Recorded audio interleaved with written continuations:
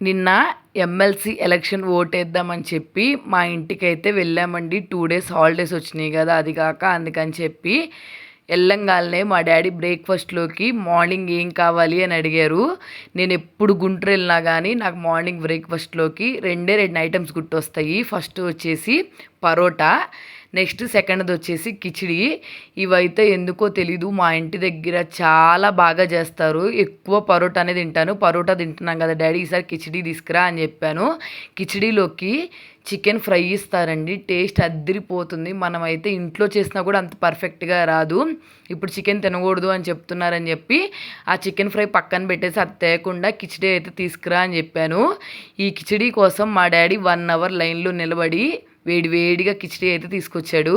Morning ప్లేట్లో వేసుకొని ఒక నిమ్మకాయ పిండుకొని అలాగే 2 ఆనియన్స్ పెట్టుకొని తింటుంటే కిచిడి అయితే చాలా బాగుంది.